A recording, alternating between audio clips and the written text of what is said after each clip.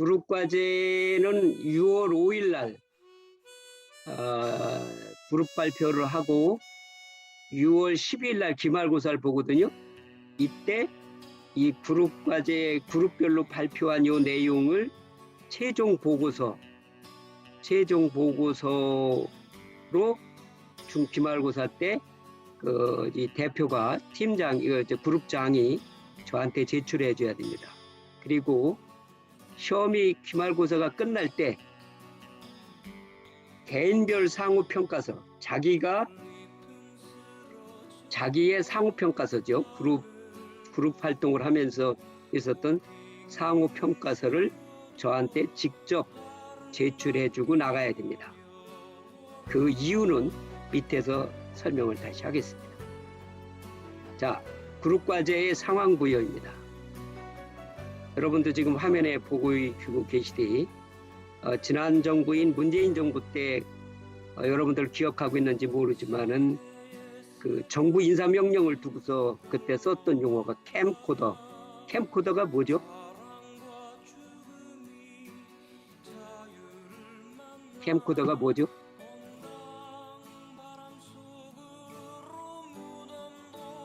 황혜윤 씨,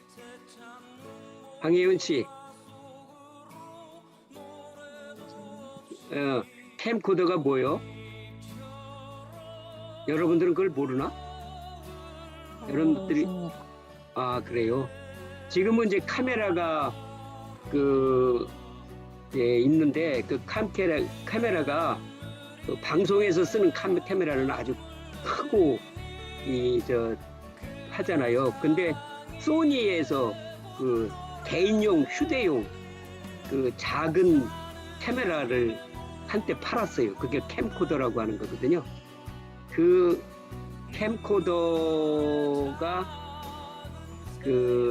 있는데 그 캠코더를 가지고 언론에서 빗대었던 겁니다. 그 문재인 정부의 인사명령에 대해서. 캠은 문재인 대통령 선거 캠프를 의미하고, 코는 정치 이념적 코드를 의미하고, 더는 더불어민주당이다. 그러니까 이 세 가지 캠코더인 사람이 정부의 장관이 되거나 또는 정부 공공기관의 장이 된다. 우리가 인적 자원 관리에서 배운 정치적 임명, 그것에 되려면 적어도 캠코더는 돼야 된다. 이런 언론의 이 비유법이 많이 이야기가 됐었죠. 이러한 문재인 정부를 대통령 선거에서 이기고 출범한 윤석열 정부는 그럼 크게 다른가? 여기에 대해서 여러분들 의견을 좀 들어봐야 되겠습니다.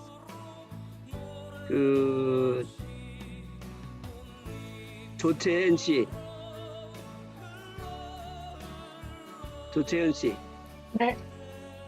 요즘에 공공기관의 장이 되었든 감사가 되었든 그 기관에서 오랫동안 근무했던 사람이 장이 되고 또 장관이 되고 이런 것이 되었다라고 많이 이야기가 들었어요. 아니면 이 정치적 임명이 많이 듣고, 특히 우리 윤석열 대통령은 검찰 출신을 많이 임명한다, 이런 기사 많이 듣지 않았어요? 네, 많이 들었습니다. 그렇죠. 그러니까 지금 정부에서도 우리 국민들 입장에서 보면은 달라졌다고 확신할 수는 없어. 네. 이게 지금 민주정치의 딜레마예요. 네. 우리가 배웠지만 어느 정부나 새로 대통령이 당선되면 대통령의 국정 철학을 구현하기 위한 정치적 임명이 불가피합니다. 그래서 문재인 정부도 그렇게 했고, 지금 윤석열 정부도 그렇게 했는데, 문재인 정부 인사들이 그걸 좀 악용하고 있죠, 지금. 그게 뭐냐면, 집권 말기에 정부 공공기관의 장들을 임명했죠. 그러니까 임기가 보통 2년 내지 3년이면 아직도 그대로 유지하고 있는 거죠. 그런데 윤석열 정부가 그거를 뭐 여기 해임시킬 수 있는 방법이 있더라도 지금 현재 인사적 절차로 나라의 법적 질서로 볼 때는 그걸 할 수가 없죠. 그걸 했던 게 뭐냐면 블랙리스트였지. 문재인 정부에서. 그 사람을 안 나가니까, 전임 정부 사람이 안 나가니까 그 사람의 그 감사를 실시하거나 뭐 행적을 조사하거나 이런 블랙리스트를 작성을 하고 그 사람들을 내쫓는 그런 일들을 했죠. 그것이 이제 문제가 사법적으로 문제가 돼가지고 블랙리스트라고 그래가지고 전에 환경부 장관했던 그 문재인 정부 때 환경부 장관했던 사람들이 형사 처벌이 되고 뭐 이런 식이 되니까 지금 새 정부에서는 윤석열 정부에서는 그러지도 못하고 지금 울먹 겨자먹기가 되어 있어요. 근데 우리가 지금 인적 자원 관리에서 배웠듯 대통령이 국민의 선거에 의해서 대통령이 되었다면 그 대통령이 국정 철학을 구현할 수 있도록 그런 정치적 임명이 불가피하다라고 하는 걸 우리가 배웠다고. 그랬는데 실제 현실적으로 이용할 때는 그렇게 임용이 되지도 않을 뿐만 아니라 대통령이 임기가 끝났음에도 불구하고 그냥 둘러 앉아 있는 거죠. 자기 그 임기가 아직 남아 있으니까 난 임기까지 지키겠다. 뭐 이런 식으로 지금 현재 그 정권 간의 삿바 싸움이 되고 있죠. 그러면 고래 싸움에 새우등 터지는 건 누구요? 국민이요. 그래서 이 문제에 대해서 우리가 한번 여러분들의 의견을 서로가 논의해 볼 필요가 있습니다. 정답은 없어요. 이걸 뭐 선악으로 구분할 일도 아닙니다. 그러나 가장 중요한 것은 국민의 이익입니다.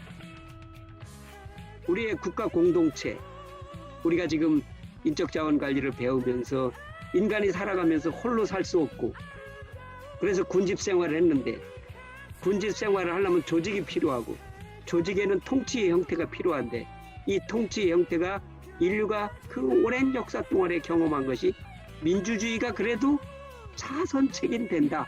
이래서 지금 전 세계가 민주주의를 지금 현재 도입해서 운영을 하고 있는데 그 운영이 지금 역작용이 생기고 제대로 기능이 잘 작동하지 않는 그런 문제들이 발생을 하고 있는 겁니다.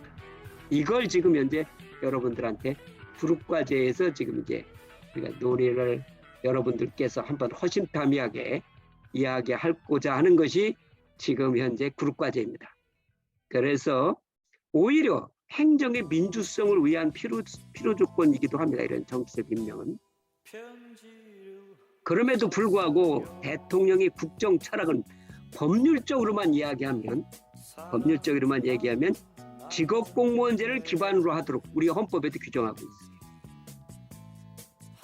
그 직업 공무원제는 우리가 인적관리 전반부 강의에서도 학습한 바와 같이 공익과 전문성을 위해서는 현대 행정국가에서 필요 조건입니다.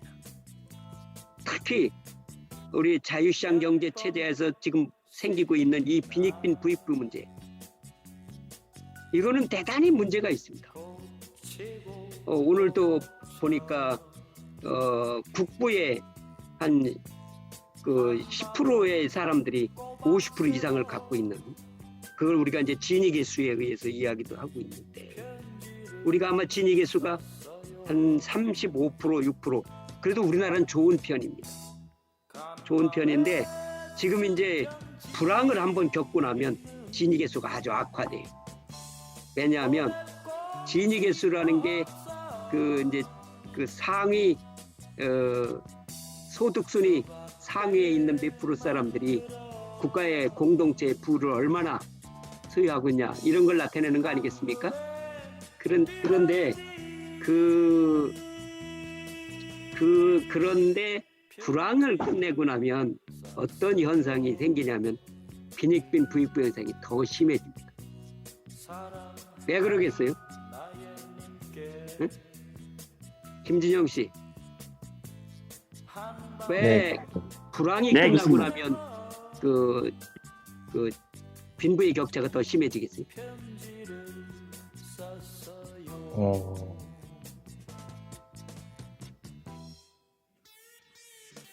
이런 거요. 내 호주머니에 지금 10만 원이 있어요. 근데 깜빡했어 내가. 그러고서 그거를 8만 원을 썼어. 그럼 그 다음에 10만 원 카드 대금이 오면 어떻게 되죠? 돈이 빠져나가고. 없잖아. 카드 신용 불량자가 되잖아. 네, 그럼 맞습니다. 어떡하죠? 그럼 어떡하지 그럼? 그럼 빚이 생기거나. 빚을 내야 한단 말이야. 빚을 내야 하면 금융권에서 내면 그래도 4 내지 5% 이렇게 되지만 그 빚이 안 내고 사채로 하게 되면 이게 일수로 가는 경우도 있고 천문학적인 그 이자율이 발생하는 경우도 있고 그걸 수금한다고 폭력도 발생하고 괴롭힘도 시키고 이런 문제에 시달리게 됩니다. 그러다 보면은 어떤 현상이 생기냐면 자기의 귀한 자산을 전당포에 맡기거나 팔아버리거나 이렇게 된다. 그러면 나중에 불황이 끝나고 나서 보면 자기가 이제 졸업을 해서 취업하고 보면 그 빚에 시달려. 그리고 또 자기가 결혼해서 아이를 낳아도 걔를 케어할 수가 없어, 부모로서. 그래서 빈부가 대를 이어서 일어나는 이런 현상이 우리가 자유를 존중하지만 자유가 낳는 그 자기가 뭐 그 사람이 능력이 부족하다거나 또 게으르다거나 뭐 이렇게 되면 그래도 괜찮은데 그게 아니고 정말 열심히 살고 정말 능력도 뛰어난데 나중에 보면 왜 나는 이렇게 못 사는가 하게 되면 사회에 대해서 원망도 하게 되고 삶의 의욕도 꺾이게 되는 게 인류 사회라. 그래서 국가 공동체가 정말 함께 우리 존 스타트 미리 얘기했던 최대다사의 최대의 행복을 기하기 위해서는 그런 빈부의 격차를 가급적 줄여야 돼. 근데 그동안 우리가 100년을 되돌아보면 우리나라는 다 못 살았었어. 다 못 살았기 때문에 60년대에 와서 산업화가 시작되면서부터 전부 다 열심히 살아보자고. 내가 내 자식들 때는 그렇게 나같이 어렵게 살지 않겠다고 하는 일념으로 열심히 살아왔어. 근데 70년이 지난 지금 빈부격차가 우리도 많이 심해졌어. 이걸 막기 위해서, 이걸 해소하기 위해서 정부가 누진세도 적용하고 복지제도도 하고 이렇게 하지만 그 인류 사회가 그게 쉽게 극복되질 않는다. 그래서 그나마 어려운 이웃들을 보살피면서 이 나라가 함께 생사고락을 함께하는 국가공동체로 나가기 위해서는 그나마 직업공무원제가 작동을 해야 돼. 그렇지 않겠어? 오은엽 씨 어떻게 생각해? 저도 그렇게 생각합니다. 그런데 그 직업공무원제가 공무원이 윤리가 문제가 있거나 능력이 없거나 또는 사기가 저하돼 있으면 어떻게 되겠어요? 국민들이 각자 도생을 해. 그게 북한이요 지금. 북한이 국민들이 각자 도생해. 그러면 역사는 흥망성쇠가 이루어지게 됩니다. 네. 자, 이런 일들이 지금 중국에서 일어나고 있다 이거지. 따라서 자유민주주의는 행정의 민주성 강화를 위한 적진적 임명제를 한 축으로 한다면 이에 대응해서 공익 확보 및 전문성 강화를 위한 직업공무원제가 한 축을 구성하고 있다라고 얘기할 수 있는 거예요. 근데 실제 그 운영은 그렇게 우리가 생각한 것만큼 우리가 그 전에 첫 시간에 얘기했듯 인간의 성품 중에 선악이 공존하고 있기 때문에 그게 그렇게 쉽게 이루어지질 않아요. 그래서 차선의 방법이 뭐냐? 견제와 균형의 원리, checks and balance, rule of checks and balance나로 그 인적 관리, 자원 관리 제도를 운영함으로써 우리는 정말 건강한 민주주의를 어떻게 갖고 나갈 것인지 하는 문제 때문에 행정 절차법도 만들고 행정 공개제도도 만들고 내부 우발자 보호도 해주고 여러 가지 제도들이 지금 운영을 하고 있어요. 우리가 하반기에 그러한 것들을 공부를 할 겁니다. 공무원 노조도 우리가 인정을 해주고 이렇게 하고 있습니다. 그런데 이런 현상이 지금 현재 정부, 중앙정부만 있는 게 아니라 지방자치의 단체의 경우도 민선자치 이후에 행정의 정치화가 뿌리 깊게 자리 잡고 있어요. 지방자치단체 공무원들이 선거 때만 되면 일은 안 하고 선거 투표 동료하러 다니고 있어요. 그리고 그러면 선거 끝나고 나면 어떻게 되겠어요? 저놈아는 반대에 서 있던 사람입니다. 근데 왜 쟤를 요직에 둡니까? 나는 시장님을 위해서 열심히 일했는데 이런 또 파벌이 생겼어요. 그래서 지금 온통 대한민국은 갈등과 반목, 투소, 정오심으로 지금 현재 충만해가고 있다. 이렇게 되면 폭발 직전이에요, 지금 이렇게. 그래서 대한민국이 지금 기본 틀이 지금 흔들리고 있다 이거죠. 그렇다면 여러분들의 지금 인적자원 관리를 공부한 사람들의 입장에서 볼 때 이것의 문제점이 뭔지, 이것이 4개 그룹으로 나눠서 이것의 문제점은 지금 어떤 진짜 실태가 이루어지고 있는지를 고찰하고 문재인 정부, 윤석열 정부, 지방정부 3개로 나누어서 그 인사 실태를 고찰을 해보고 직업공무원제라는 관점에서 문제점과 그 해결 방법을 찾는 것이 이번 학기의 그룹과제다. 여기까지 질문 있습니까?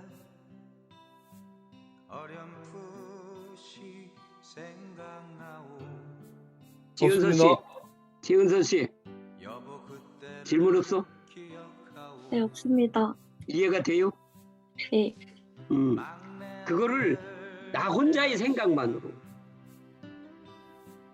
내 생각엔 말이야, 지금 현재 좋다 나쁘다, 그리고 나 혼자 사회를 원망하고 또 자기 미래를 부정적으로 생각하고 이래서는 안 된다. 그래서 여러분들끼리 한번 여러분들의 세상이 되는 거예요. 지금 여러분들이 20대이기 때문에 앞으로 30년, 40년은 여러분들이 이제 이끌어가야, 대한민국을 이끌어가야 될 세상이다 이거죠. 그래서 미래의 주역으로서 한번 이 사회가 지금 어떻게 운영되고 있는지 이 전반부에서 배운 인적자원 지식을 기초로 해서 한번 인사 실태를 평가해보고, 그리고 그 문제점이 뭔지, 그걸 어떻게 해결할 건지 여러분들이 브레인스토밍을 하는 거예요. 여러분들이 한번 토론해보는 거예요. 그래서 그것을 한번 정리를 해가지고 여러분들이 이제 같이 발표하고, 또 발표 한 조가 발표를 하면 다른 학우들이 질의응답도 하고, 그래서 여러분들이 그 실태를 그렇게 함으로써, 왜 습이라는 게 있다고 그랬어요. 습. 우리가 배운 것을 한 번 더 리뷰를 해보는, 그냥 암기하고 이러는 것이 아니라 남의 의견을 들어봄으로써, 쟤는 저런 생각을 하고 있네 하다 보면 내가 생각지도 못했던 일들이 떠오르고, 그럼으로써 그 지금까지 우리가 배운 것을 더 심도 있게 이해할 수 있기 때문에 이거를 그룹과제로 선정을 한 겁니다. 김희준 씨, 운전하는데 지장이 없어? 괜찮아? 김희준 씨. 네. 그룹과제 지금 얘기한 얘기 이해가 됐어? 네. 오케이. 자, 그러면 다음번에 진행을 하겠습니다. 그래서 토론 결과는 조별 그룹장이 14주차 6월 5일 날 그룹원들과 함께 앞으로 나와 15분간 발표한 후 학우 모두가 참여하는 15분간의 질의응답을 한다. 이때 그룹별 서기는 질의응답을 녹음하고 기말고사 시 그 녹취록을 최종 보고서의 부록으로 합쳐하여 제출하면 됩니다. 그러니까 여기서 이야기한 최종 보고서에는 그 그룹 과제를 하고 난 뒤에 학우들의 질의응답, 녹취록을 첨부해주면 됩니다. 그걸 내가 메모를 해보니까 여러분들이 이름을 다 몰라가지고 나중에 그 가점을 주려고 하니까 그 사람이 누구였던가 기억이 잘 안 나서 그게 참 쉽지 않더라고. 그래서 이제 질의응답을 한 학우와 그룹장 서기를 맡는 사람은 어떻게 평가할 건가? 팀별 발표 후 15분간 질의응답 시간에는 누구든 참여할 수 있고 참여한 학우에게는 가점을 부여합니다. 그러니까 그 질의한 사람이든 응답한 사람이든 가점을 부과합니다. 아울러 그룹과제의 수행을 위해 특별히 수고하게 되는 팀장과 서기에게도 평가 시 가점을 부여합니다. 그러니까 오성환 씨,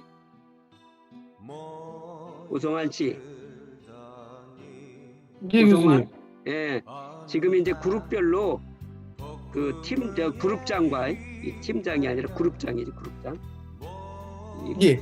그룹장과 서기를 뽑아야 됩니다. 그러니까 이 예. 사람들이 고생을 하잖아. 연락도 해야 되고 뭐 이래야 되니 또 토론하려면 또 먹을 것도 갖다 놓고 물도 갖다 놓고 그래야 되니까.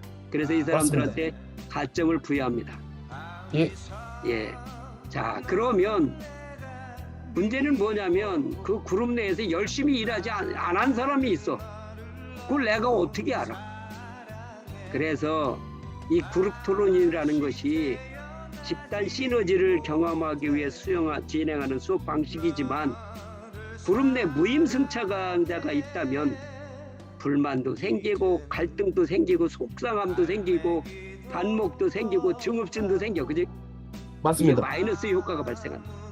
이게 열심히 한 사람이 신경질 나지.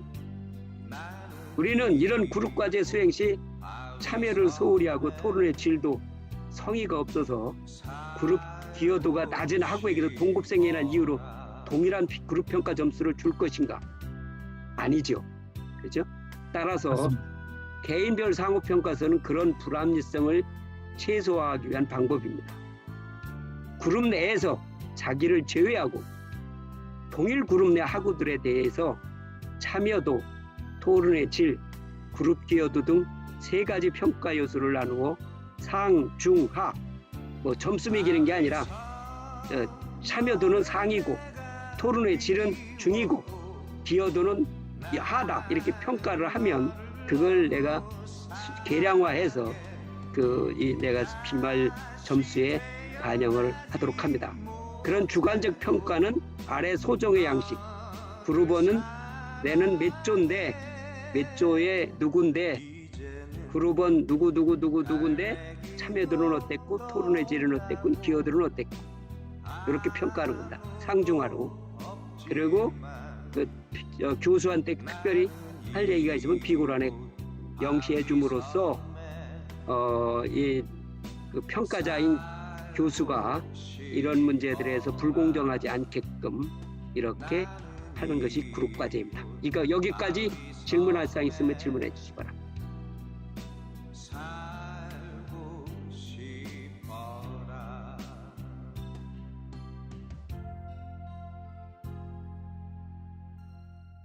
지현재 씨 질문 없어?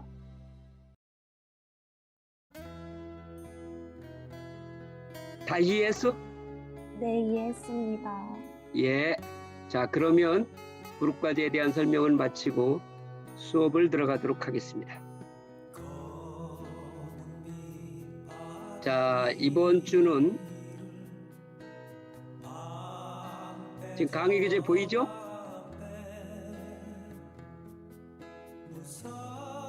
보이죠? 여보세요? 여기 지금 보입니까 다? 네, 보입니다. 네, 보입니다. 예.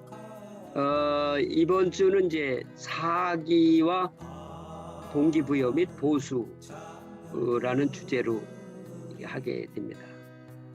지난주에 우리가 이제 지지난주죠. 현대 행정국가가 국가공동체의 공동사무 처리를 위해서 직업공무원제를 해야 된다는 우리가 이제 충분히 다 이해를 하고 있습니다. 근데 현실을 살펴보면 관료제의 병리 현상으로 인하여 그 부작용이 크게 나타나는 경우도 많아서 역사는 흥망성쇠를 겪어오고 있는 것까지 우리가 알고 있어요. 왜 그럴까?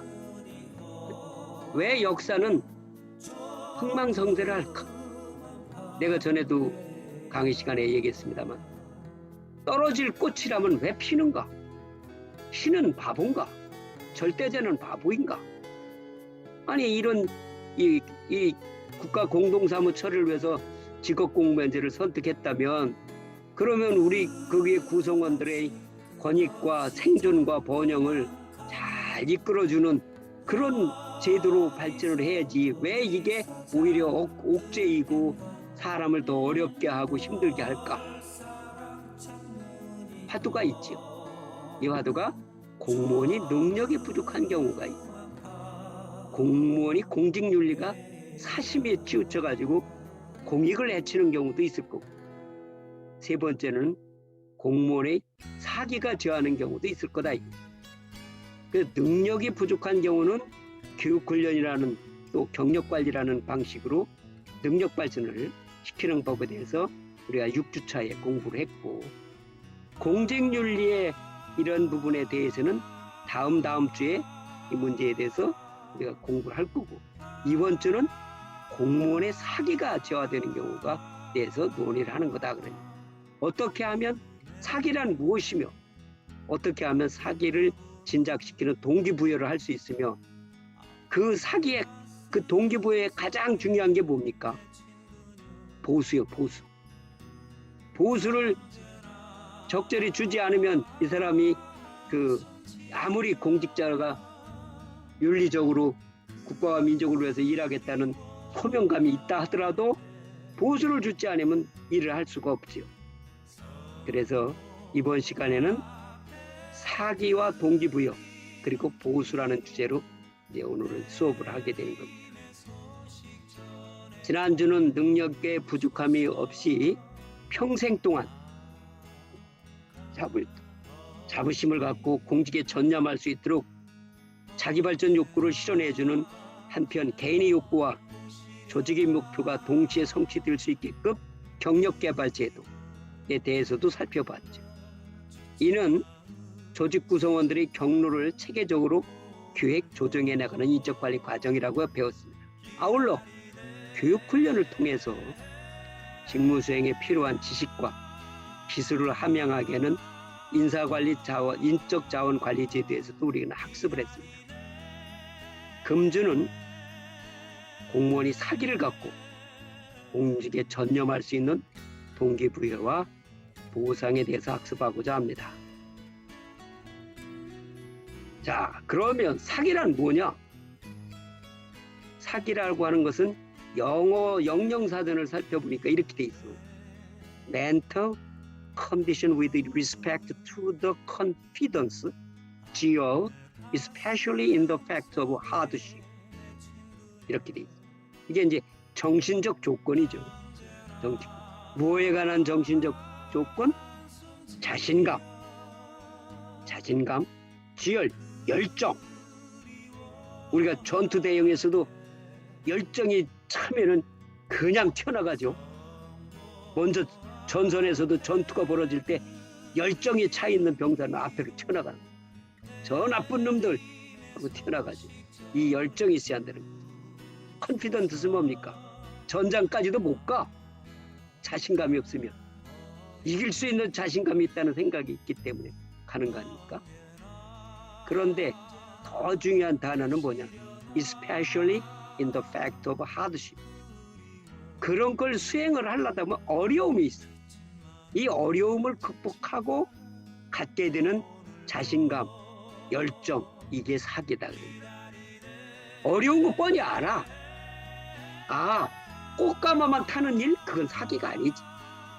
그건 특권이야, 특권이야. 꽃가마만 맨날 타고 다니고 자기는 뭐 항상 쉬운 조건에서만 사는 거는 내가 볼 때는 그건 내가 볼 때는 꽃가마고 그거는 특권이고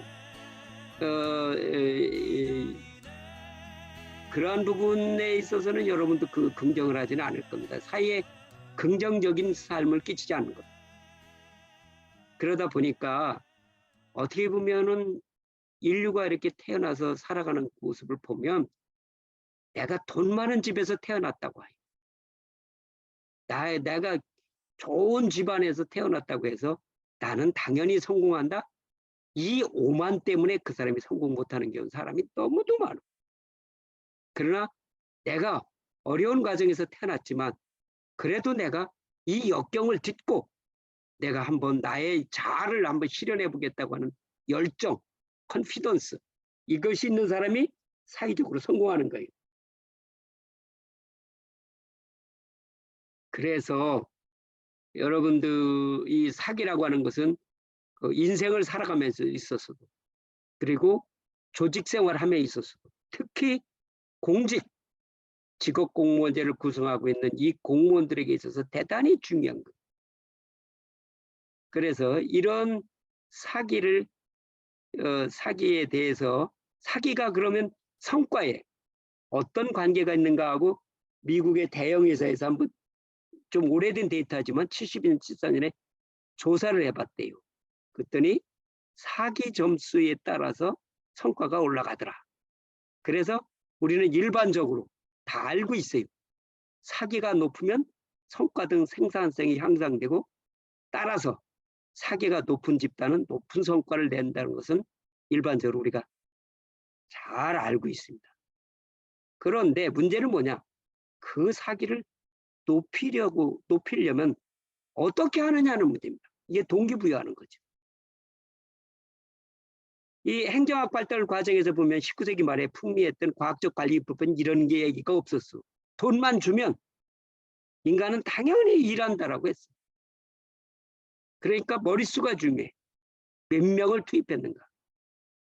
근데 나중에 보니까 아니야. 사람은 감정의 동물이기 때문에 돈만 준다고 되는 게 아니야. 그래서 이 세계대전 이후에 인간관계론의 발전 과정에서 사기에 대한 연구가 활발하게 이루어진 겁니다. 사기란 무엇이며 사기를 어떻게 높이는가, 이렇게 했었죠. 그래서 이제 그 동기부여라고 하는 것이 굉장히 중요한데, 인간의 욕구, 디자이어, 이 욕구를 어떻게 높여갈 것인가 하는 문제가 연구의 대상이었습니다.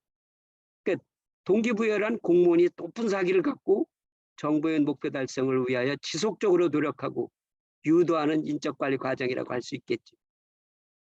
그러니까 직업공무원제라는 건 유능한 인재를 선발해서 적재적소에 배치를 하는 것이지만, 목표 달성에 이바지하게 하겠다고 하는 동기가 없으면 공무원이 갖고 있는 능력은 의미가 없는 겁니다. 그래서 동기부여가 되어야, 그래야 이제 개인의 능력 발전도 되는 거고, 그게 이제 집단 에너지로 나가게 되는데, 집단 에너지로 이 능력을 발휘하게 되는 것이 바로 이제 리더십이 되는 거죠. 개인이 가지고 있는 능력과 사기가 이제 동기부여가 되어서 발휘가 되는 그 결과치들, 그 결과치를 시너지를 내기 위해서는 필요한 게 리더십입니다. 왜 지난번에도 얘기했죠?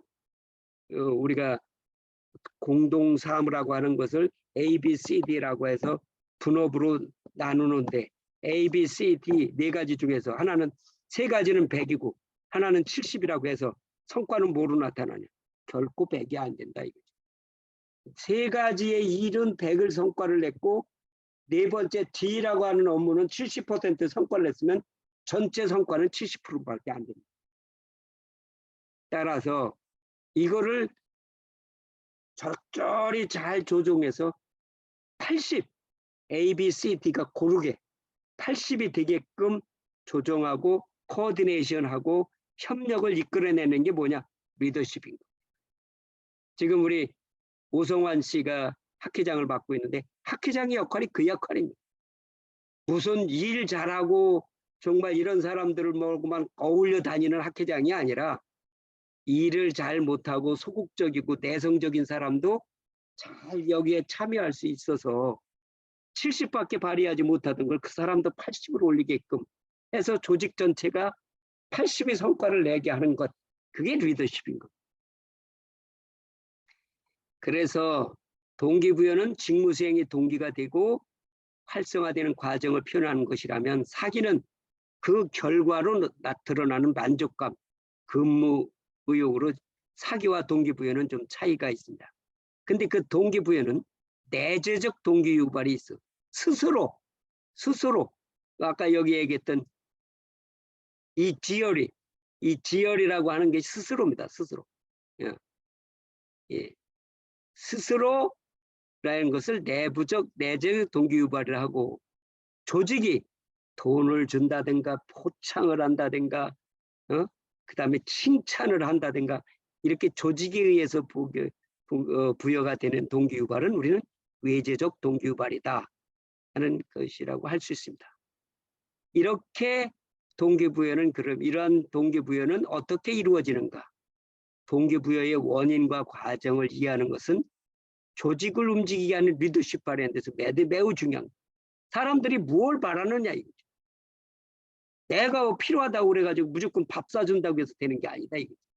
사람이 바라는 게 뭔지를, 욕구가 뭔지를 그걸 파악을 해서 그걸 잘 해결해 줌으로써 동기부여가 되는 거죠. 그래서 인간의 태생적 한계가 군집생활 방식을 만들어냈고, 그 군집생활은 조직을 통해 시너지 효과를 발휘하게 되는데, 그 조직을 운영하는 리더십은 조직의 생존과 번영의 원동력이 되게 합니다. 그 리더십이 시너지를 창출해내기 위하여 동기부여된 이해가 필요한 겁니다. 이 동기부여에 대한 학자들의 연구가 많았죠. 그 중에 가장 잘 알려진 게 매슬로우의 욕구 5단계. 아마 행정학을 배울 때 배웠는지 모르겠습니다. 매슬로우의 욕구 5단계. 이거는 너무도 이야기들을 잘 알려진 이론이기 때문에 여러분들께서 이거는 꼭 암기를 하고 있을 필요가 있습니다. Hierarchy of Needs of Theory. 이것은 1943년에 미국의 심리학회보에 발표되었던 이론입니다. 그 이론의 내용을 한번 살펴보겠습니다. 인간이 살아가는 사회 속에서 살아가는 기본적 욕구를 5가지로 나누었습니다. 첫째, 생리적 욕구. 인간 욕구의 기본이죠. 우리가 가지고 있는 감각기관이 몇 가지죠? 5각이죠. 시각, 청각, 후각, 촉각, 미각. 이 청각, 후각, 시각 이런 기본적인 욕구들이 있다. 이 기본적인 욕구를 우리는 육체적, 생물적 욕구죠. 이거를 충족시켜줘야죠. 가장 먼저 이 욕구를 충족시켜줘. 그 다음에 뭐냐? 불안감이 없어야 돼. 내가 지금 살지, 위험에 빠져서 죽을지, 여기에서는 근무 의욕이 생길 리가 없어요. 안전 욕구.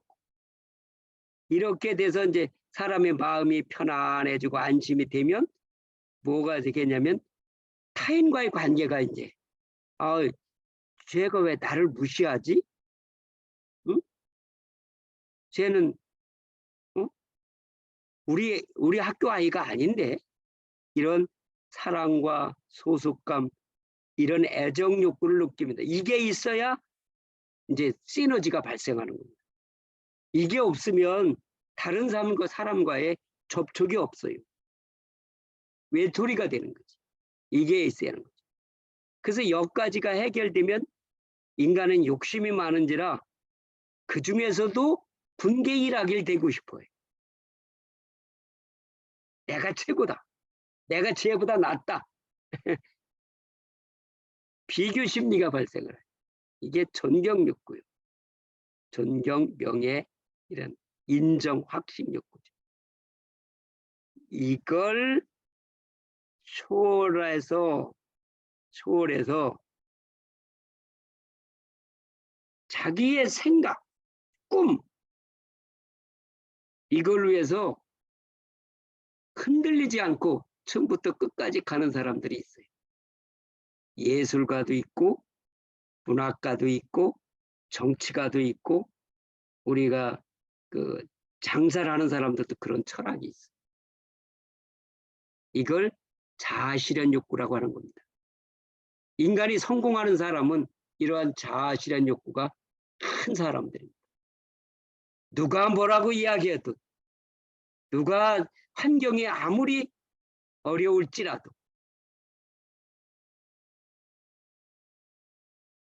여기서 얘기했듯 especially in the fact of hardship, 이거를 뚫고 나가는 것이 뭐냐? 자아실현 욕구입니다. 그래서 메슬로는 인간은 이 문제가 해결되지 않는다면 이걸 추구할 수가 없다는 거지. 그래서 인간은 생리적 욕구가 추구되어야 안정 욕구를 추구하고, 안정 욕구가 충족되어야 애정 욕구를 충족하고, 애정 욕구가 충족되어야 존경 욕구가 생기고, 존경 욕구가 생겨야 자아실현 욕구가 되는 거죠. 남으로부터 칭찬받으려고 처음에는 열심히 하죠. 나름부터 존경받으려고 열심히 하죠. 그게 명예심이죠. 그런데 그것만 가지고는 사람이 성공할 수가 없는 거예요. 거기서 한 단계 더 초월한 게 자아실현 욕구. 남이 뭐라고 얘기해도, 환경이 어떤 환경이 어렵고 힘든 환경이 있을지라도, 또 남이 나를 과찬하더라도 거기에 오만하고 흔들리지 아니하고 자기의 중심을 딱 잡고 가는 사람, 그게 자아실현 욕구죠. 그래서 이러한 소크라테스가 그런 얘기를 했죠. 너 자신을 알라. 사람이 뭘 많이 배우러 다녀요. 똑똑해지고 싶어 해요. 그런데 정작 자기에 대해서 모르는 거예요. 자기에 대해서 모르고 말을 하고 행동하면 왠지 이상한 거예요. 그래서 자기를 정확하게 알아야 돼요. 자기. 네. 이게 메슬로가 이야기한 5가지의 인간의 욕구다. 이렇게 된 거죠. 그래서 자아실현 욕구야말로 인간이 가장 만물의 영장으로서의 인간의 모습을 보여주는 것으로, 자기가 맡고 있는 일, 이걸 천직, 보케이션이라고 하죠. 보케이션이 무슨 뜻이요? 부르는 거죠. 누가 불러요? 하늘이 부르는 거죠. 하늘이 나를 불러서 준 일, 그게 천직이죠. 천직. 보케이션이라고 하는 거죠. 이 천직을 위해서 내가 일을 해나가는 건 옳다고 생각하는 거죠. rightness라고 생각하는 거죠. 이 천직을 위해서 내가 그 어떤 고난을 딛고, 오디세이와 같이 그 고난을 딛고 나 앞으로 나아가는 것, 그걸 rightness라고 한다. 의다라고 하는 거죠. 이렇게 하면 생각을 하고 열심히 평생을 위해서 일하는 사람이, 이런 사람들만 있다면 천국이겠죠. 이 세상이.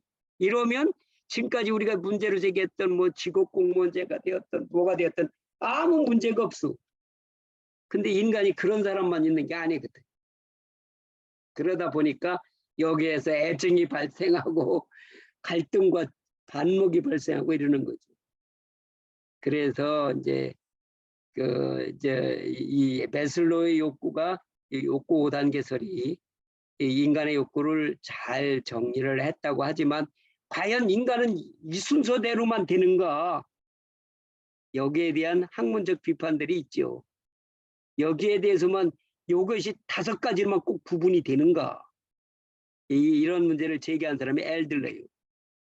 애들러가는 이거를 어떻게 했냐? 근본적으로 다른 걸 한 건 아니고, 그거 좀 묶었지. 그 메슬로의 욕구 관계를 한 3-4가지로 묶었어요. 그래서 생리적 욕구, 물리적 안전성은 존재 욕구로, 그 다음에 대인관계나 애정 욕구, 타인으로부터 존중은 관계 욕구로, 그 다음에 자아실현과 자기로부터의 존중을 받고 하는 건 성장 욕구, 그러면서 저차원 욕구로부터 고차원으로 간다라고 했지만, 엘더퍼가 봤던 머슬로가 봤던 이 그 근본적인 그런 인간의 욕구를 적절히 표현하고 있는 거죠.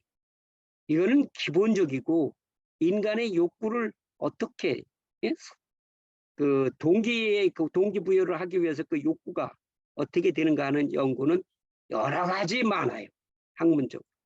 근데 그 대표적인 욕구 몇 가지만 여러분들한테 소개하면 헐츠버그의 위생 동기 이론이 있고 맥클랜드의 성취 동기 이론이 있고 과정 중시 이론으로서는 블룸의 기대 이론, 포터와 롤러의 기대 이론과 아담스의 공정 이론 등이 많이 있어.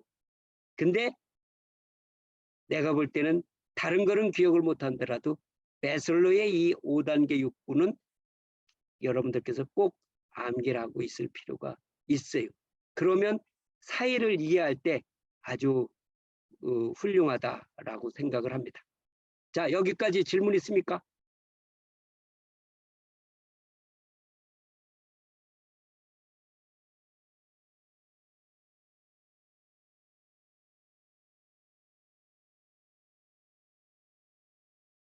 미민주 씨, 질문 없어? 네, 없습니다. 네, 그래요. 자, 그러면 다음으로 또 이어지겠습니다.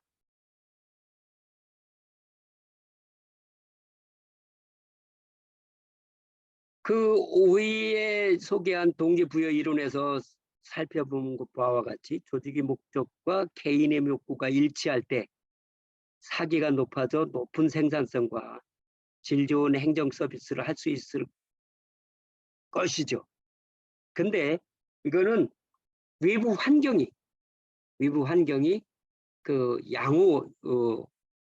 외부 환경이 좋다라고 하는 전제하에서 일어나는 것이고 이런 그 직업 공무원제가 정말 동기부여를 잘 되어서 높은 생산성과 질 좋은 행정 서비스를 내기 위해서는 그 환경이 좀 갖춰져야 합니다.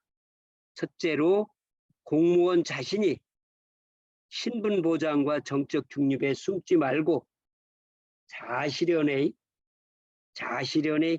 뭐 제한 제도를 한다든가 또는 자아실현의 욕구를 가지고 적극 참여해서 정부 목표 달성에 사명감을 갖는 공직윤리를 정립할 필요가 있어. 우리가 다음 주에 배운다겠죠. 그 세종대왕께서 즐겨서 말씀하신 생생지락, 사람을 살리는 그 즐거움을 자기의 공직의 보람으로 생각하는 생생지락의 공직관을 가질 필요가 있어. 왜 우리가 일상생활을 살아가면서도 최현재 씨, 우리가 네, 사람이 말을 해도 말이야, 같은 말을 해도 기분 좋게 말하는 사람이 있고 아주 속을 북북 끓는 사람이 있지. 네, 맞습니다. 그렇잖아. 그러니까 사람이 그 남도 기분이 좋고 자기도 기분이 좋은 말과 행동만 할 수 있다면 그거야말로 행복 바이러스예요. 그렇지? 네.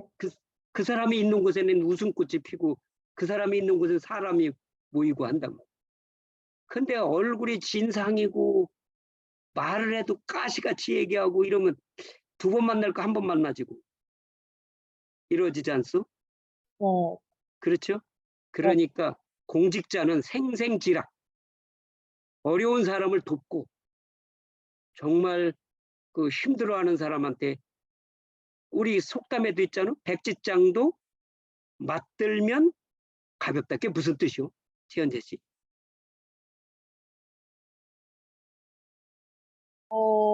혼자 하는 것보다 줄이면은 더 수월하게 할 수 있다는 말인 것 같습니다. 그렇죠. 그렇죠.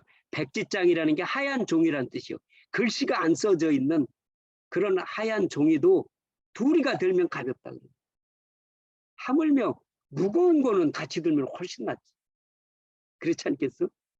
네. 예. 그래서 이렇게 말과 행동을 그렇게 생명이 되게끔 하는 것, 그 세종대왕께서 그 말씀을 생생지락이라고. 말씀하시죠.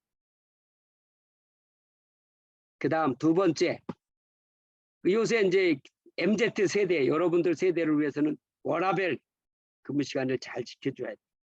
그리고 합리적인 승진과 전보 제도가 있고, 적정한 보상, 후생복지 제도, 특히 우리 여성들이 아이를 낳으면은 그 아이들을 케어줄 수 있는 그 유아원이라든가 이런 육아시설들을 지금을 잘 해줘야 돼.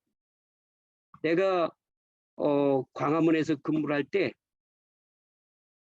출근을 하는데 막 여성들이 광화문 사건을 뛰어다니더라고. 아침결에. 아니 왜 저럴까 하고서 가만히 서서 이렇게 보니까 아이를 데리고 출근하기 전에 맡기려고. 그래서 저 문제를 해결해, 여성 공무원이 그건 절반이 가까이 되는데 저 문제를 해결해 주지 않고는 정부가 일을 할 수 없겠구나. 이런 생각이 들어서 내가 이제 사무실에 들어가서 그 이야기를 했고, 그러한 생각들이 이제 지금 정부 기관이든 기업이든 요즘엔 보육시설을, 조금 큰 기업들은 그 보육시설을 직장 내에 가짐으로써 출근할 때 여성 직장인들이 맡기고 퇴근할 때 아기를 데리고 가고, 또 저녁에도 친구들하고 우리가 한번 밥도 같이 먹고 이렇게 해야 되니까 24시간 그 아이를 돌봐주는 돌봄센터도 이렇게 만들어주는 이런 그 세상들을 하여 이제 우리가 만들어가는 이런 신바람 나는 직장 문화를 만들어줘야 사기가 올라간다 그러니. 그다음에 세 번째, 그래도 이게 진상인 상관이 있어. 요즘에 직권남용이라고 하죠. 이 직권남용이라든가, 그리고 무슨 뭐 자기 동창이든 뭐 후배든 뭐 이래가지고 코드 인사, 이런 정치 과잉 문화를 극복을 하고 우리 조직원들에게 재량권을 부여하고 책임행정제를 확대하고 지시와 감독, 복종 의무를 재정립할 필요가 있어. 우리는 상관이 시키는 일을 무조건 다 복종한다는 이런 개념, 여러분들은 좀 생각이 많이 다릅니다. 근데 우리 세대만 하더라도 이런 거에 짓눌려서 스트레스 받아서 자살을 한다든가 건강을 잃는다든가 이런 경우가 많이 있습니다. 그렇게 해서는 안 되고, 정식으로 이런 문제가 있을 때는 이야기를 해서 소원을 그걸 우리는 소원이라고 하죠. 그 이야기를 제기하고 해결점을 상관없고 함께 찾아와서 문제를 해결하는 이런 거를 우리가 해야 합니다. 그리고 지금과 같이 정치 과잉이 아니라 정치와 행정의 합리적 관계 설정을 해야 합니다. 지금 우리나라는 이 정치 과잉이 생겼어요. 그래가지고 정권이 바뀔 때마다 직업 공무원들이 지금 정치권의 눈치나 살피고, 정권 말기가 되면 정치권에 기대려고 정부 비밀을 가지고 쫓아다니고, 이런 문제들이 지금 비일비재한 거는 정치적 임명이, 공무원의 정치적 임명이 잘못되었고 승진과 전보 인사가 아주 왜곡되어 있기 때문에 나타나는 현상들입니다.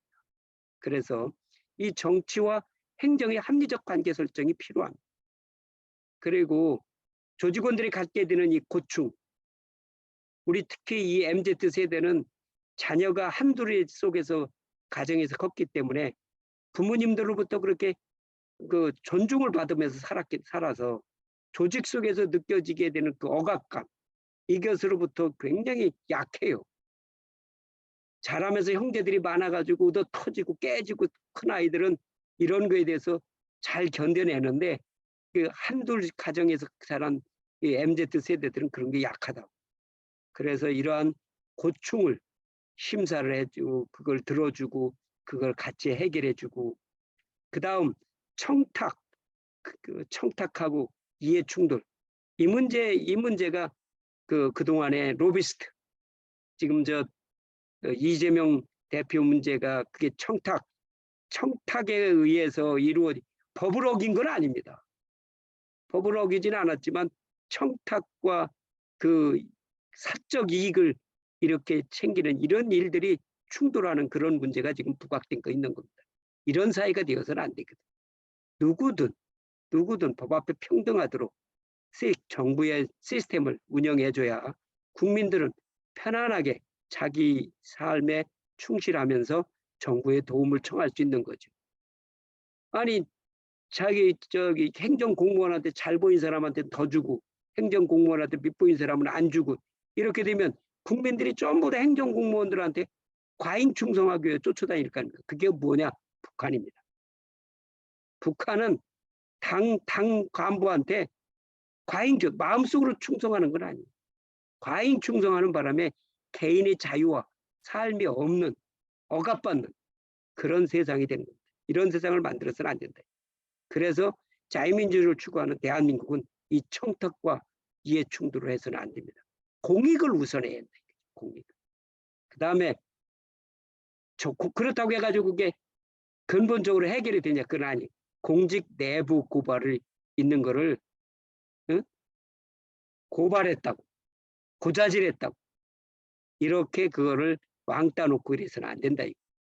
이 내부 고발이 아마도 말로 사회를 건강하게 할 수 있는 그런 시스템이 인간이 가지고 있는 성품, 선과 악이 교차하는 속에서 좀 더 선하게 살아갈 수 있게 하는 그 중요한 장치입니다.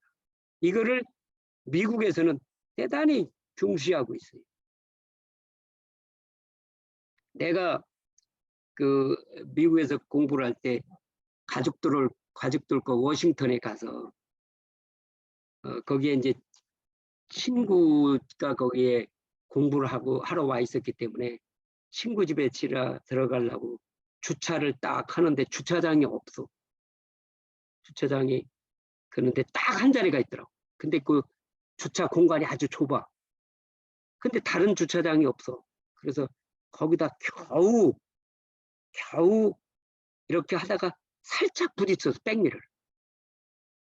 그래서 이걸 어떡할까 하고 망설이다 보니까 그 옆집 추녀 밑에 뭐가 움직여. 보니까 할머니가 거기 앉았더라.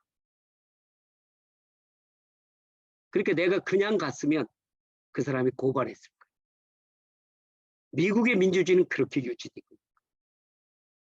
그래서 제가 할머니 보고, 할머니 혹시 제가 저 옆에 이 차가 이렇게 닿는데 제가 그 친구네 집에 왔는데 그 주인이 이 차 주인이 누가 그랬냐라고 하면 그 저한테 연락을 달라고 제 이름하고 전화번호를 써놓고 갈게요. 그랬더니 거기다 써놓고 가라고.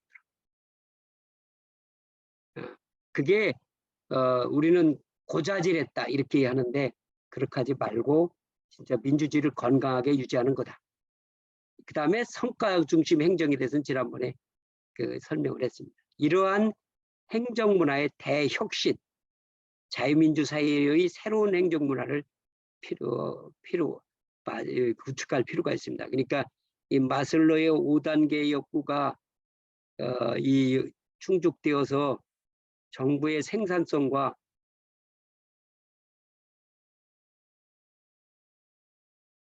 높은 사기를 갖고 정부 목표를 달성을 지속적으로 유도를 하기 위해서는 이러한 우리들의 공무원 스스로가 자아실현 욕구를 가지고 있어야 하고 그리고 그러한 근무 환경을 잘 전념할 수 있게끔 해줘야 하고 공직 문화도 바꿔야 한다.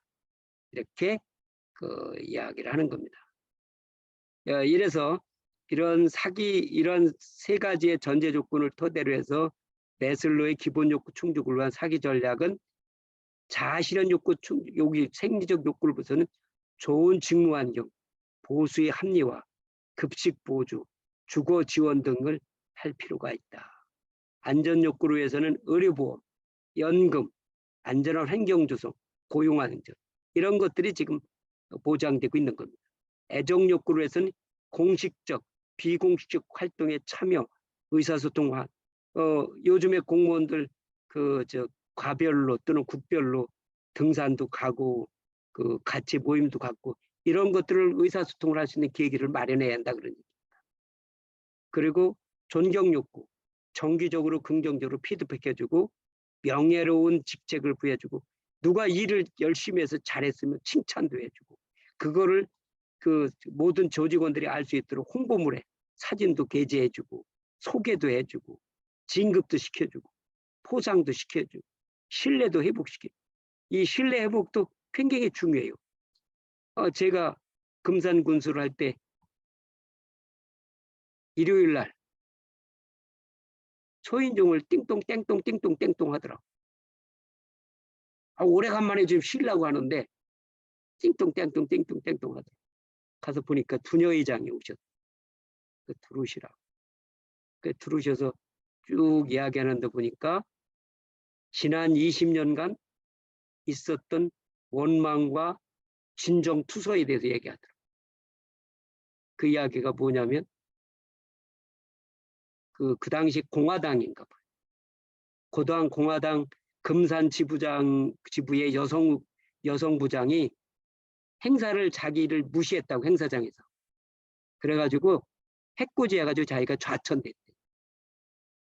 그래서 그게 억울해가지고 그 진정서를 썼더니 그래? 그럼 진정서 하려면 해라. 그래가지고 또 더 불이익을 당했대. 그래서 청와대에 쓰고 또 청와대도 쓰고 이러다 보니까 학위를 20년을 보냈다는 거예요. 근데 이제 정년 퇴임에 가까운 거예요. 그걸 좀 젊은 군수님이시니까 해결해 달라는 거예요. 그래서 내가 그랬죠. 20년 묵은 해묵은 원망과 그 증오심을 제가 어떻게 한꺼번에 해결하겠습니까? 다만 이제 공직에 정년을 그만둘 나이가 이제 5년밖에 안 남았으니까 그 5년 동안에도 지난 20년 동안 같이 살지 않고 우리 금산군청 공무원들하고 사랑을 나누면서 정말 보람을 떠나고 나도 내가 금산군청을 한번 와보고 싶다. 이런 관계로 직장 생활을 해보고 싶습니다라고 한다면 그건 제가 도와드릴 수가 있습니다. 군수님 그렇게 해주십시오. 그래서 제가 부군수하고 내무과장하고 행정기장 불러서 우리가 사람이 살리는 게 중요한 거 아니냐. 그러니 과거에 있었던 일들로 인해서 이분이 공직을 그렇게 애정을 사랑을 못 느끼고 겉돌지 말게 할 수는 없지 않느냐. 그러니 여러분이 그런 것을 잘 분위기를 잡아서 이분이 고맙게 이 직장 생활을 열심히 하고 그리고 떠나서도 다시 한번 금산군청으로 와볼 수 있도록 보람을 느끼고 살아갈 수 있도록 여러분이 도와줬으면 좋겠다라고 얘기를 해서 그분들이 그렇게 해줬어.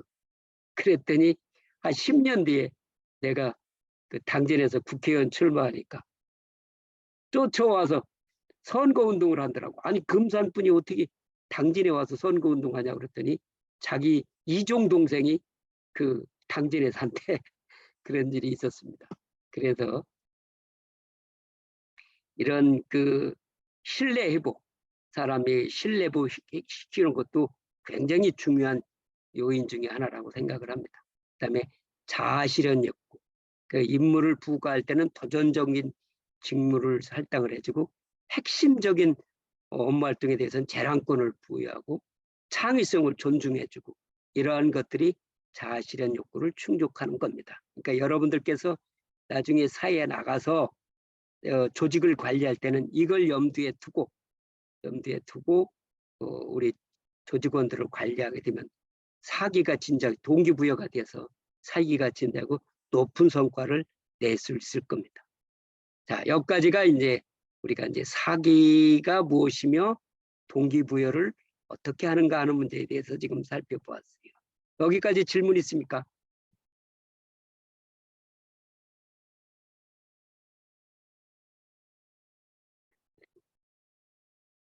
자, 그러면 또 그 다음 진도를 나가겠습니다. 자, 이런 동기부여 방법에는 요게 있단 말이에요. 생리적 욕구의 보수의 합리화, 의료보험, 연금 혜택 이런 것들이 있죠. 요게 금전적 보상. 그러면 그 다음에 비공식적 공식적 참여 유도, 진급 포상, 그 다음에 홍보물 게재 사진, 이게 뭡니까? 비금전적 보상인 거죠. 그죠? 그래서 금전적 보상은 봉급, 수당, 상여금 등 보통 보수라고 부르는 직접 보상과 연금, 후생복지, 사회보험, 생활보조, 서비스 시설, 유급휴가 등 간접 보상 등 두 가지가 있어요. 비금전적 보상도 포상, 우수공무원 선정, 신지식인 지정 등 명예를 높여주어 보람을 갖게 하는 보상 방법입니다. 그런데 금주에는 비금전적 보상은 다음에 공부하기로 하고, 금주에는 금전적 보상 중에서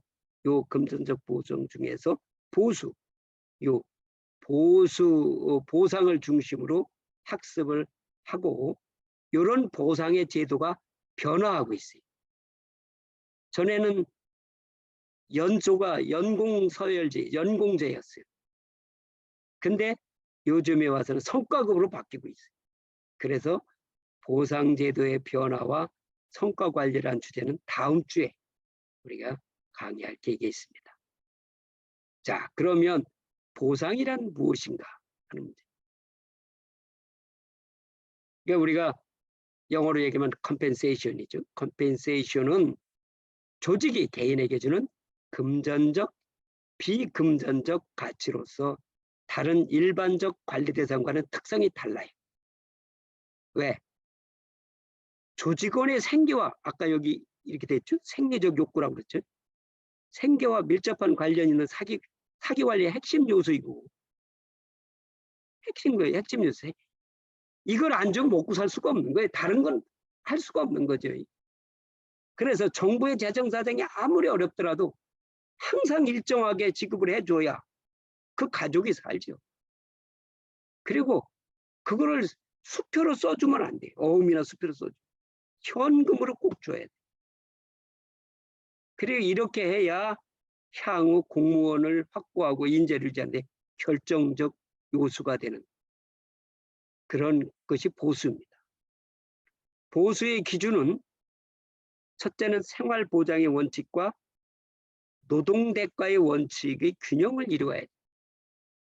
이렇게 생활. 그래서 이거는 고정되어 있어야 돼. 매달 똑같이 줘야지. 어느 달은 많이 주고 어느 달은 적게 주고 이렇게 적고, 격차가 적어야 되고, 연공급, 연수가 오래돼 있으면 줘야 돼. 오래 근무한 사람은 많이 줘야 돼. 그런데 회사 입장에 생각하면 이게 생산 원가야, 인건비야. 그러니까 일을 성과가 적으면 적게 주고 성과가 많으면 더 많이 주고, 이런 능력급과 성과급으로 해야 돼. 근데 이렇게만 하면 생계가 보장이 안 돼. 그래서 이것이 적절히 균형을 유지를 해야 된다 하는 것이 보수의 기준입니다. 또 그 보수는 공정성을 유지해야 돼요. 공정성은 아니 자기가 주고 싶은 대로 줘.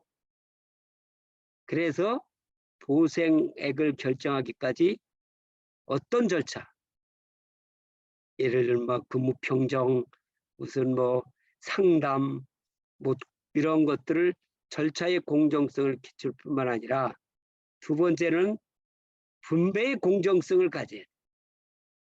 내부 공정성은 뭐냐면, 옆 사람과 비교해서 내가 적다고 생각하면 누가 열심히 일하겠어? 우리 회사가 다른 회사보다 회사가 봉급이 많다라고 생각하면 자부심이 생겨. 그래서 외부의 공정성과 내부의 공정성을 가져야 돼.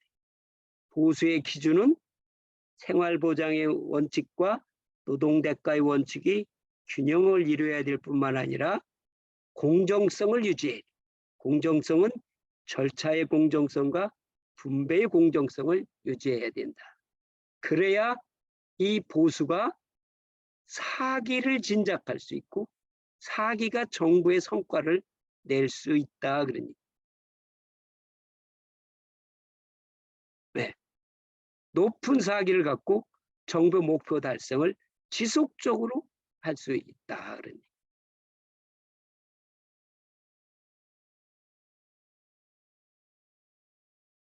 따라서 보수는 보수 수준, 보수 체계, 보수 형태 등 세 가지가 적절히 관리돼요.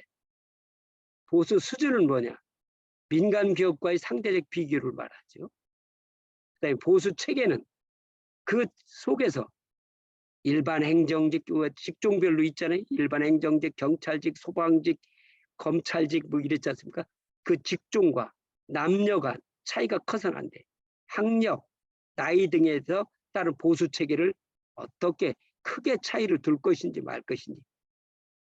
이게 잘못되면은 불만이 많아지죠. 그다음에 보수의 형태. 기본급과 수당, 후생봉인데 기본급은 적게 주면 생활이 안 돼.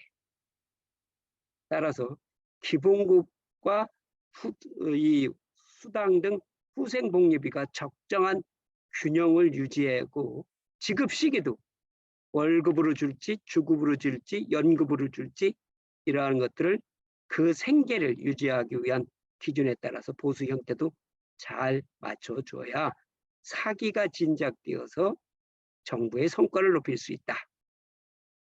자, 근데 이러한 일반적인 보수의 특성에 대해서 설명했지만 공무원 보수는 또 다른 또 특별한 특수성이 있어.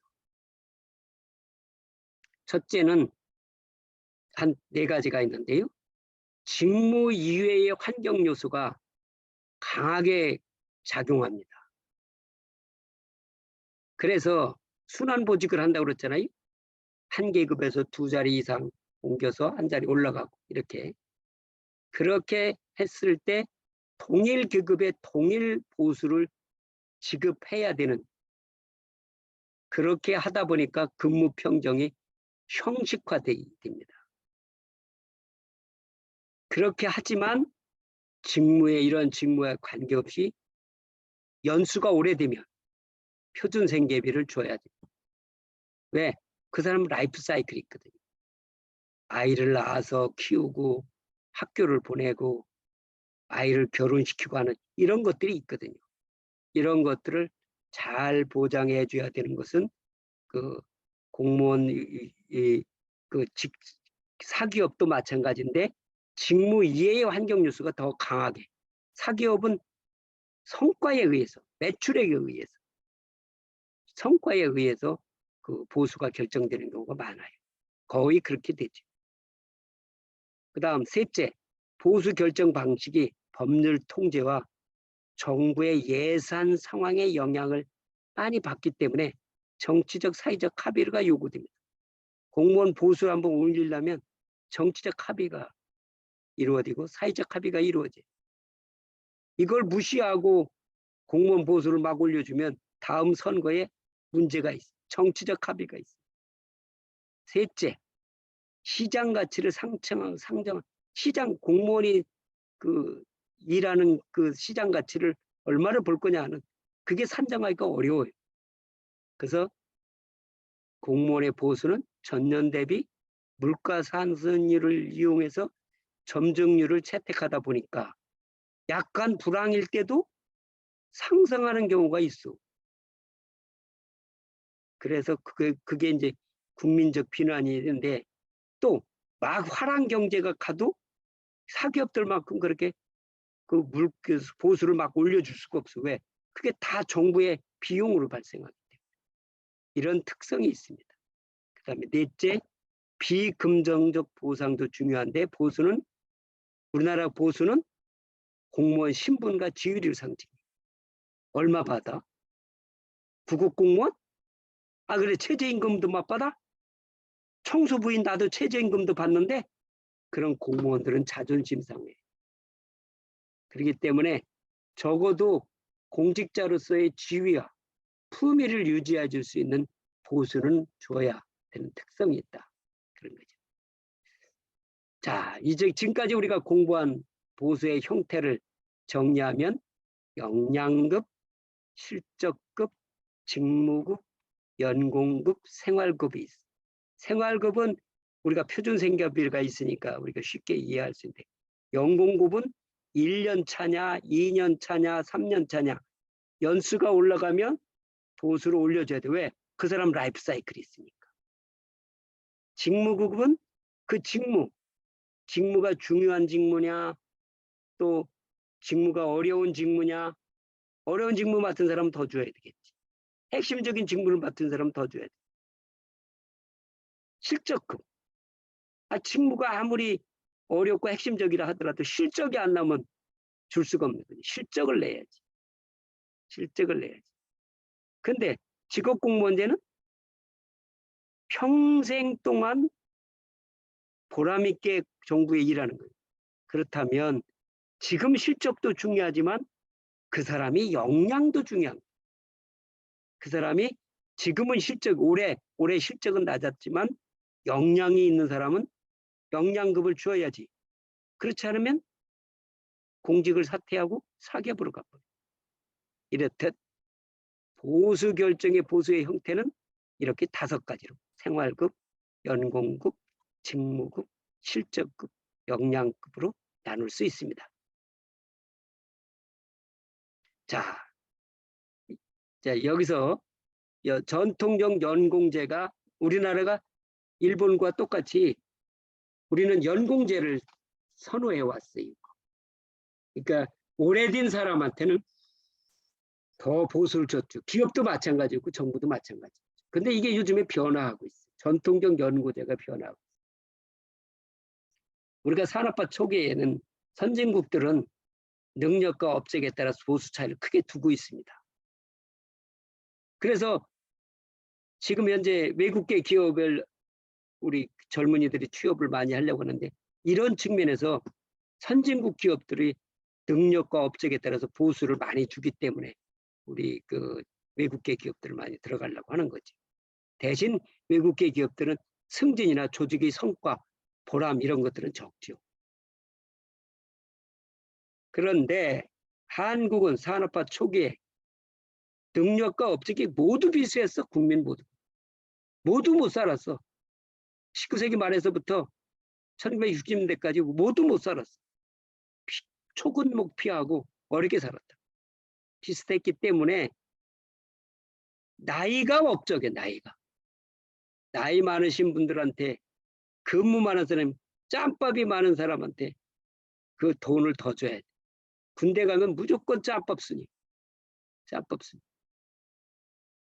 그런데 이게 한국의 전통문화하고 적합했어요. 근데 지금 한국 사회가 평균 수명이 80세가 넘어서고 65세 인구가 15%를 넘어섬에 따라서 직장에서는 40대, 50대 고령 직장인이 늘고 있고 20대, 30대 젊은 직장인들이 절대수가 줄어드는 현상을 보이고 있어요. 이러다 보니 또 기술 혁신이 가속화됨에 따라서 기술과 지식의 유효 연수가 짧아지고 직무의 다양화로 어떤 직무는 사라지고 어떤 직무는 또 새롭게 생기고 이렇게 사용하는 직종도 많아지고 있기 때문에 무조건 연공제로 하면 불합리해요. 그래서 직무급, 업적급, 능력급 보수 기준이 점차 증가하는 추세입니다.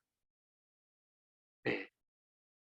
요새 MZ세대들이 이것에 따라서 직장을 많이 옮기지요.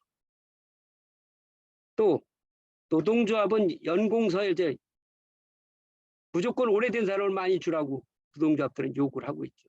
하지만 세대 직장인들은 일한 만큼 받겠다는 것이 다수예요. 그리고 또 사회보장제도가 발달함에 따라서 평생 직장을 선호하지 않아. 왜? 국민연금 같은 게 있으니까.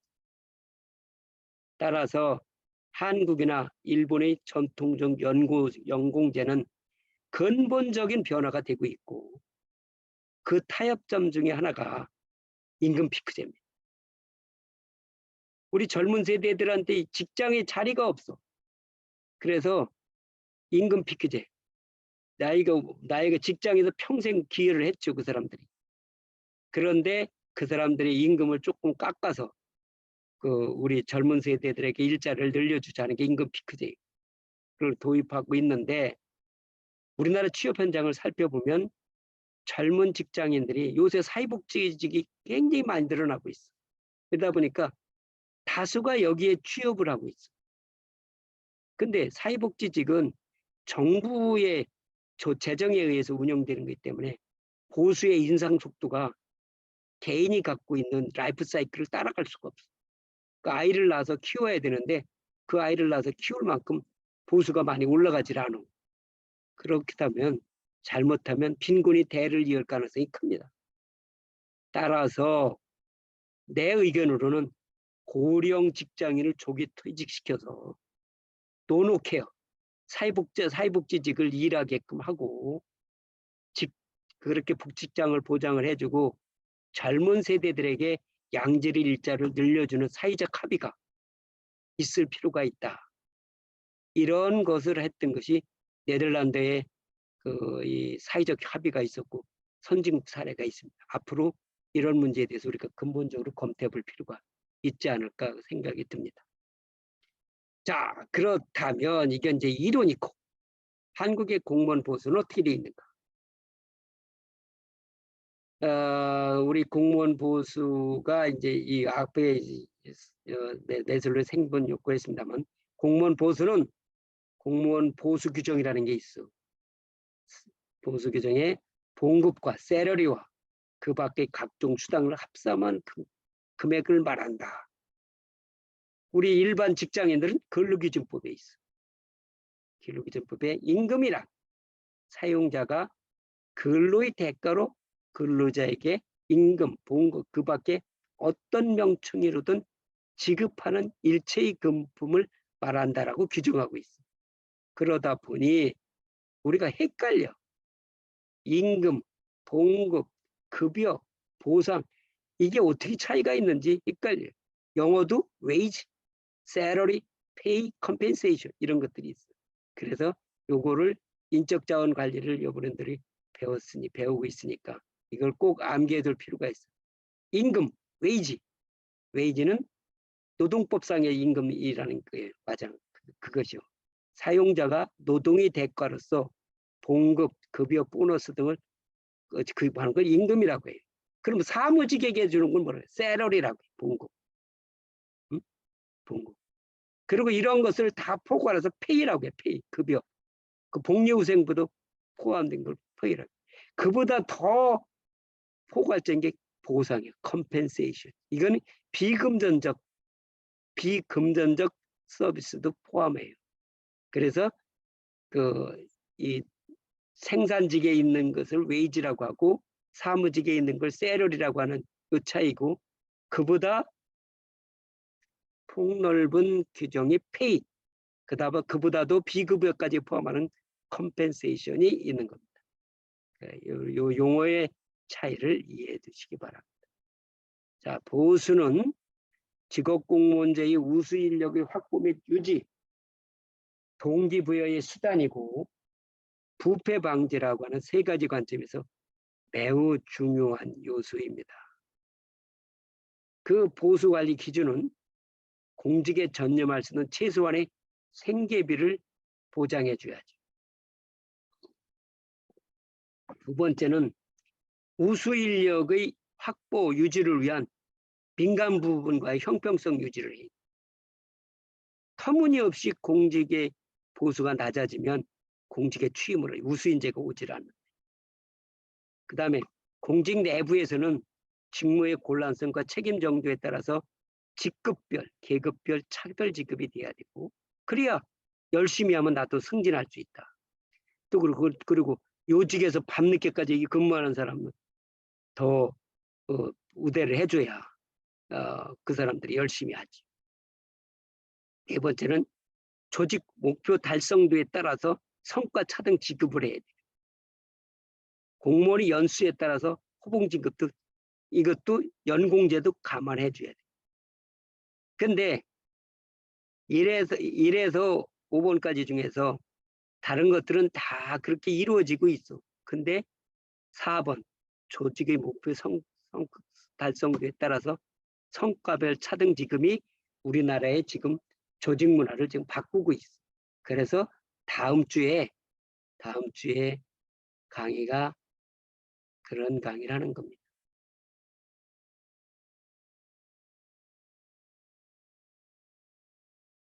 다음 주에 보상제도의 변화와 성과 관련한 주제로 다음 주에 강의 주제를 잡았습니다. 자, 그러면 공무원의 보수 수준은 지금 데이터를 지금 2015년 이후 거는 못 찾는데 크게 변하지는 않았을 거예요. 처우 개선율이 2015년에 3.8, 내년도 예산에 3.5가 반영한다니까 계속 물가 상승률과 이런 걸 감안해 가지고 이제 보수 처우 개선율이 지금 이제 책정되고 있는데 내년도는 좀 많이 해주고 있는 것 같습니다. 그다음에 민간 임금과의 비율이 그 83점 많이 낮아지고 있어. 그러니까 2006년도, 7년도 이때 보수가 민간 보수 그때는 민간 보수가 많이 IMF 때문에 떨어졌을 때 그래서 여기까지 왔는데 지금은 많이 낮아졌어. 그래서 지금 이제 공직 이 노량진 공무원 시험 공부하는 사람들이 줄어들었다는 건 이거하고 많은 관계가 있어. 공직으로 오지 않고 차라리 기업으로 가겠다. 불안정한 거는 공무원도 마찬가지 아니냐. 공무원 연금이 좀 매력이 있었는데 공무원 연금 개혁을 한다는 거 아니냐. 뭐 이런 것 때문에 지금 이제 젊은 세대들이 공직을 선호하지 않는 현상이 생겼는데 이 문제에 대해서 앞으로 보수 체계에서 잘 감안해야 될 것 같아요. 자, 공무원의 보수는 봉급이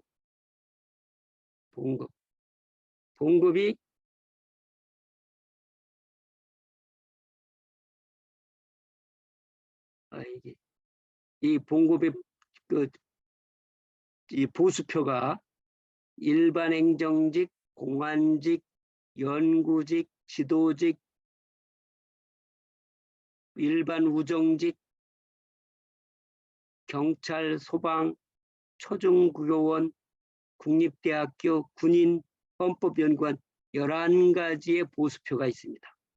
지금 우리나라에는 11가지의 기본급, 봉급, 기본급 보수표가 있습니다. 그리고 수당엔 18종이 있어요. 수당과 실비변상 4종이 18가지 수당이 있습니다. 수당 중에는 상여수당에 대우공무원수당, 정근수당, 가산금, 성과상여금 이런 게 있고 가계보존수당으로 가족수당, 그 다음에 자녀 학비보조수당, 주택수당, 육아휴직수당, 그 다음에 도서벽지 등에 근무하는 특수직 근무수당, 그 다음에 특수근무수당, 의원근무, 특수업무, 그 다음 초과근무수당. 요게 이제 항상 문제를 불러키는 거죠. 불 켜놓고 나가서 밥 먹고 들어가지고 나가더라. 요런 거를 초과근무수당이지. 그 다음 실비변상으로 정액급식비, 밥값 주고 있죠. 그 다음에 직급보조비, 그 다음에 명절 휴가비, 설날, 추석날 자기 봉급액의 60%, 연가 보상비, 연가 20일 이내에서 쓰지 않은 그 연가 보상비를 주는 것. 이런 식으로 지금 우리 한국의 보수 체계가 되어 있습니다. 그리고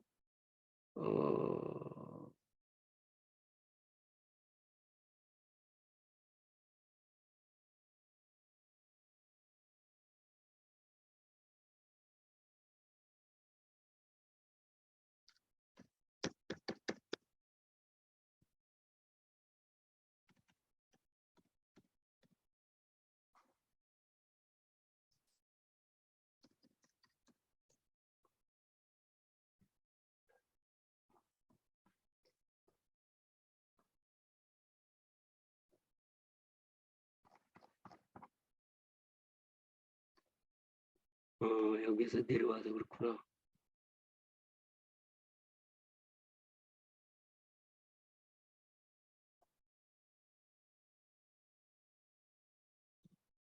네.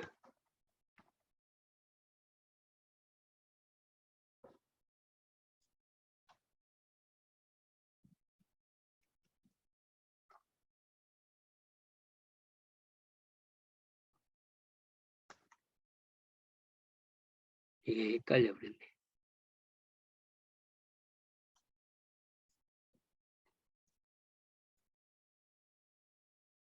됐죠? 아니야.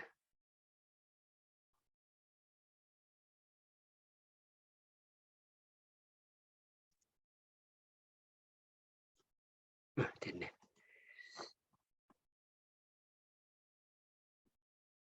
어디로 갔어?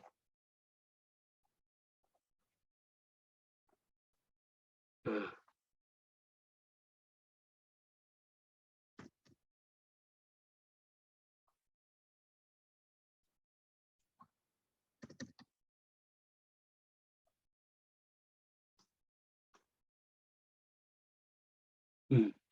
자, 이제 연봉제가 전에 성과급에서 얘기가 됐었습니다만, 이거 아닌데? 어디로 갔지? 여기 있구나.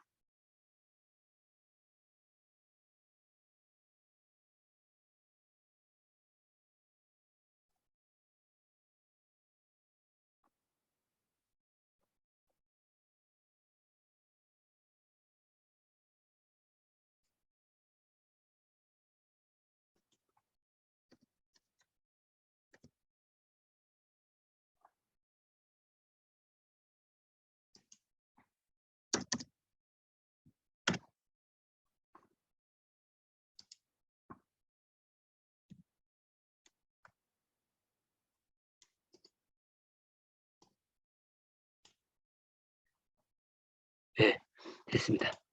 이 연봉제가 상당히 많이 이제 확산이 됐습니다. 연봉제라는 게 뭐냐면 그 연봉 단위로 이제 전에는 이 보수표, 이 표준 보수표에 의해서 봉급을 줬는데, 이 표준 보수표에서 주는 것은 5급 이하 사람들이고 위에 상급 정무직 공무원,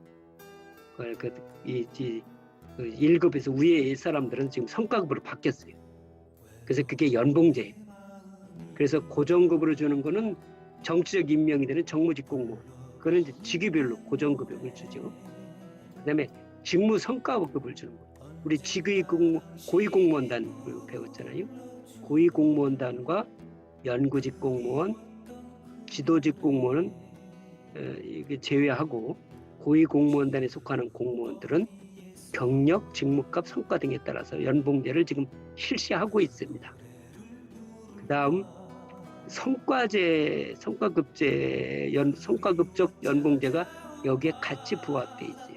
그러니까 1급에서 5급 상당 공무원, 시한 정관부터 경정까지 경찰 공무원, 소방 정관부터 소방관까지 해당하는 소방 공무원, 국립대학교 교원, 임기제 공무원은 경력 등에 따라서 최초 연봉을 설정하고 그 다음부터는 성과에 따라서 연봉이 조정이 되는데, 이 직무급 고위공무원단에 속하는 공무원도 이 적용을 받고 성과급적 연봉제가 매년 일정 포션, 성과 등에 요게 들어가 있어요. 그러니까 기본적으로는 경력과 직무급에 따라서 고위공무원들이 그 연봉이 직무 연봉제가 되지만 거기에 성과에 따라서 매년 증액되는 부분이 있어요. 그래서 이거를 직무급과 성과급을 포함한 연봉제가 지금 고위공무원단에 실시가 되고 있고, 그리고 성과급적 연봉제가 이게 같이 곁들여져서 이루어지고 있습니다. 자, 이제 강의를 마무리하겠습니다. 누차 이야기가 됐습니다면, 현대 행정국가의 공동사무를 처리해서 직업공무원제는 불가결한 이야기인데 관료제의 병리적 현상이 있었는데 그 원인은 공직자의 능력 부족, 사기저하, 사심이 큰 공직관 이런 세 가지가 있을 수 있다. 그래서 직업공무원제의 본질과는 다르게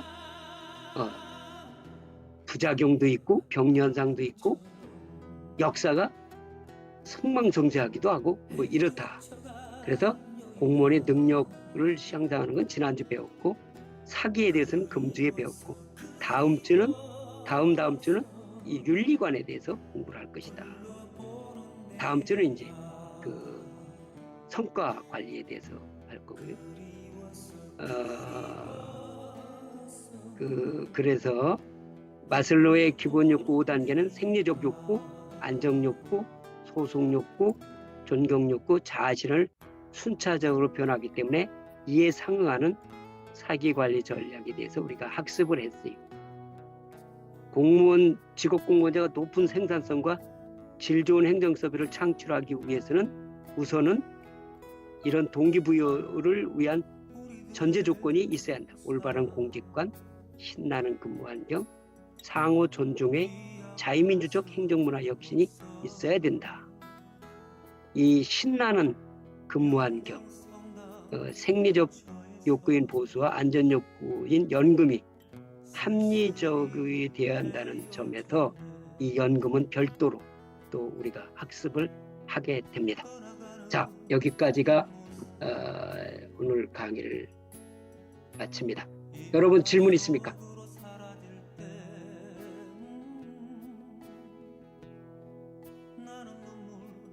최현재 씨, 좀 이야기 용어가 생경한 건 없어?